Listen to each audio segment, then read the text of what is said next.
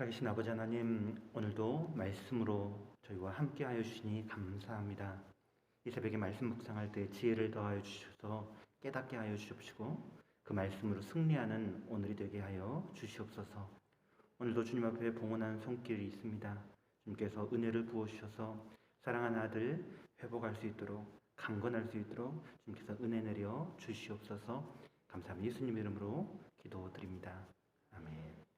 함께 찬송가 459장 찬양 드리시겠습니다. 찬송가 459장입니다. 누가 주를 따라.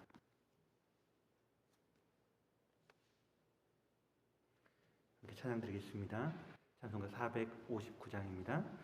누가 주를 따라 섬기려는가? 누가 죄를 떠나 주만 따를까? 누가 주를 섬겨 남을 구할까? 누가 주의 뒤를 따라가려나? 부르심을 받아 주의 은혜로 주를 따라가네. 주만 따르네. 세상 영광 위에 따름 아니요 크신 사랑이네. 주만 따르고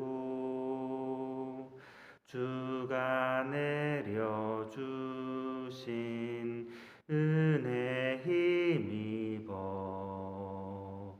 주의 뒤를 따라 힘써 일하네. 부르심을 받아 주의 은혜로 주를 따라가네. 주만 따르네. 환난 핍박 많고 원수 강하나 주의 용사 더욱 힘이 강하니 누가 능히 이겨 넘어뜨리랴?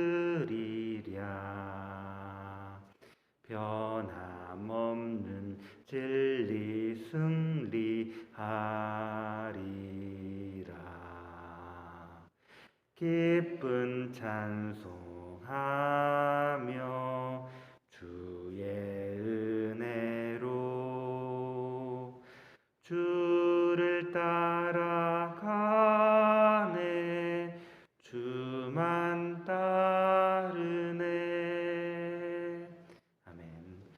오늘 보실 하나님 말씀은 레위기 20장 17절부터 27절까지입니다. 구약성경 178쪽에 있는데요. 레위기 20장 17절부터 27절까지 제가 봉독하여 올리도록 하겠습니다.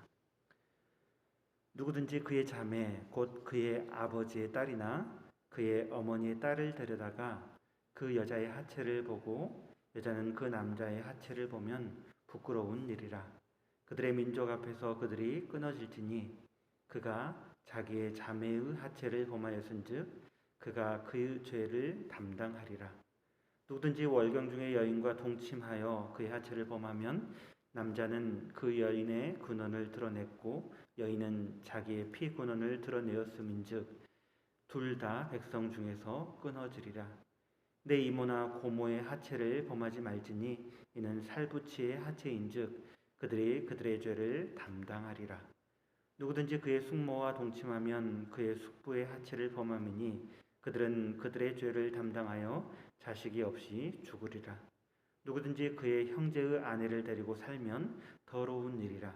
그가 그의 형제의 하체를 범함이니 그들에게 자식이 없으리라.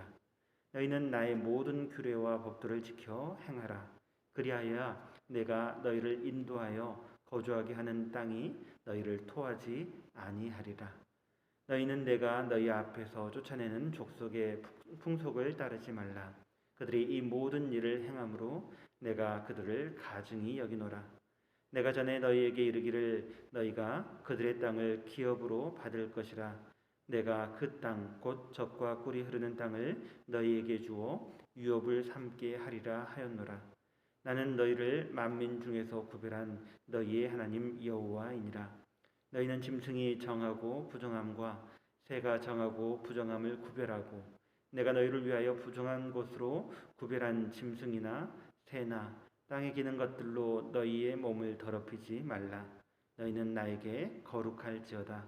이는 나 여호와가 거룩하고 내가 또 너희를 나의 소유로 삼으려고 너희를 만민 중에서 구별하였음이니라.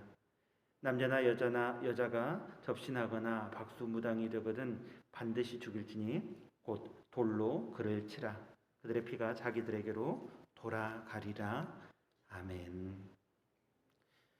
오늘 본문은 18장부터 시작한 이스라엘 백성들의 성결에 관한 법률을 마무리하고요. 또 그 결론을 제시하는 부분입니다. 먼저 17절부터 21절까지는 앞에서 명령한 근친 간의 성적인 범죄와 또 징벌에 대한 추가적인 규례를 말씀하십니다. 17절에는 아버지의 딸이나 어머니의 딸, 곧 친누이를 포함해서 혈연 관계가 있는 이복 누이까지 포괄하는 이 자매와의 결혼은 부끄러운 일이며 또 그 죄를 담당하게 될 것을 말씀하여 주십니다. 또 18절에서는 월경 중인 여인과 통침하였을 때 남자와 여자 모두 백성 중에서 끊어지리라 라고 말씀하시는데요. 앞에 레위기 15장 24절의 규례, 곧 월경 중에 아내와의 동침이 7일 동안 부정해진다라고 했던 말씀과 다른 것은 오늘 본문의 남자와 여자는 우발적인 그런 범죄가 아니라 고의적인 범죄였고요. 여자까지 백성 중에서 끊어지게 된다라는 것은 그 범죄에 적극적인 가담, 그 책임이 있음을 추측해 볼 수가 있습니다. 또 이어지는 19절부터 21절까지는 촌수로 삼촌에 해당하는 여인과의 관계를 금지하고 있습니다. 이모, 고모, 숙모, 그리고 형제의 아내와 성적인 관계를 맺는다거나 결혼하는 것을 엄격하게 금지하십니다. 또 죄를 범한 사람들은 죄를 담당하면서 자식이 없이 죽을 것을 말씀하시는데요. 여기서 자식이 없이 죽는다라는 것은 고대에 굉장히 불행한 일이었고요. 저주로 간주되었던 일입니다. 특별히 하나님의 언약 백성이 자식이 없이 죽는다라는 것은 언약에서 끊어지는 것으로 여겼고요. 매우 심각한 형벌로 간주되었습니다. 그렇게 하나님의 규례를 어기는 관계는 21절 말씀처럼 더러운 일이었고요. 본문에서 말씀한 것처럼 자손 없이 죽는 그런 벌을 받게 되었습니다. 이어지는 22절부터 27절까지는 18장부터 시작되었던 20장까지 그 내용의 전체 결론에 해당하는 부분이면서 또 동시에 넓게 볼 때는 11장, 레위기 11장부터 시작된 정결법과 성결법 전체를 마무리하고 있는 부분으로 볼 수가 있습니다. 22절 말씀 보시면 하나님께서는 그렇게 명령하시는데요. 이스라엘 백성들에게 하나님의 모든 규례와 법도를 지켜 행하라라고 명령하십니다. 그래야지만 하나님께서 이스라엘을 데리고 가서 살게 할 그 땅이 그들을 토하여 내지 않을 것이라고 말씀하십니다. 즉 가나안 땅에 살던 사람들은 18장부터 하나님께서 따르지 말라라고 하셨던 이 가증한 풍속, 부패한 문화를 따라서 살았고요. 그들은 그 땅에서 토해냄을 당하게 되었다라는 것을 생각해 볼 수가 있습니다. 그런데 만일 그 땅에 들어간 이스라엘 백성들이 하나님께서 인도하셔서 그 땅에 들어가게 하신 이스라엘 백성들이 그 가나안 사람들의 풍속과 규례를 따라 살게 된다면 어떻게 될 것인가 추측해 볼 수가 있다라는 것입니다. 바로 가나안 사람들처럼 토해냄을 당하게 될 것이다라는 것을 우리는 생각할 수가 있습니다. 22절에서 하나님의 규례와 법도를 지키라 하고 명령하신 하나님께서는 다시 내가 너희 앞에서 쫓아내는 민속의 풍속을 따르지 말라라고 분명하게 명령하십니다. 하나님께서는 이 부패한 가나안의 풍속을 가증하게 여기신다, 아주 싫어하시고 미워하신다라는 것을 우리에게 말씀해 주십니다. 그리고 22절부터 23절까지 앞에 18장의 내용을 요약 반복하고 있다면 이어지는 24절은 아주 독특하게 말씀하시는데요. 하나님께서 그 땅에 부패한 거민들을 쫓아내신 이유가 무엇인가? 바로 그 땅을 이스라엘 백성들에게 주시기 위함이라는 것이고요. 또 그 땅이 어떠한 땅인가? 바로 젖과 꿀이 흐르는 땅이다라고 말씀하십니다. 하나님께서는 바로 그 땅을 이스라엘에게 주시려고 이스라엘 백성들을 뭇 백성 중에서 구별하셔서 자기 백성으로 삼으셨습니다. 그러니까 이스라엘을 거룩하게 구별하셔서 자기 백성 삼으셨는데, 그런데 만약 이스라엘 백성들이, 하나님께서 구별하신 이스라엘 백성들이 하나님의 규례를 버리고 부패한 거민들의 풍속을 따르게 된다면 어떻게 될지 다시 한번 생각하게 해줍니다. 이어지는 25절 말씀은 11장부터 15장까지 언급되었던, 레위기 11장, 15장에서 언급되었던 이 정결법을 다시 한번 생각하게 해주는데요. 하나님께서 주신 약속의 땅에서 이스라엘 백성들이 거룩하고 구별된 삶을 살기 위해서는 이 가나안의 풍속을 배격하고 성결한 삶을 살 뿐만 아니라 부정하고 정한 것을 구별해주는 이 정결의 규례 역시 잘 지켜야 함을 말해줍니다. 이스라엘 백성들은 하나님이 정하신 이 정한 것이 무엇인가, 부정한 것이 무엇인가, 이것을 잘 구별하고요, 자기 몸을 더럽게 비지 말아야 한다라는 것입니다. 하나님께서는 26절 말씀에 이렇게 말씀하시는데요. 26절 말씀을 함께 읽어봤으면 좋겠습니다. 20장 26절 말씀 함께 읽겠습니다. 너희는 나에게 거룩할지어다. 이는 나 여호와가 거룩하고 내가 또 너희를 나의 소유로 삼으려고 너희를 만민 중에서 구별하였음이니라. 아멘. 하나님께서는 이스라엘을 하나님의 소유로 삼으시려고, 하나님의 거룩한 소유로 삼으시려고 세상 만민 중에서 구별하셨습니다. 그렇게 구별된 이스라엘은 거룩하신 하나님의 거룩한 소유가 되었죠.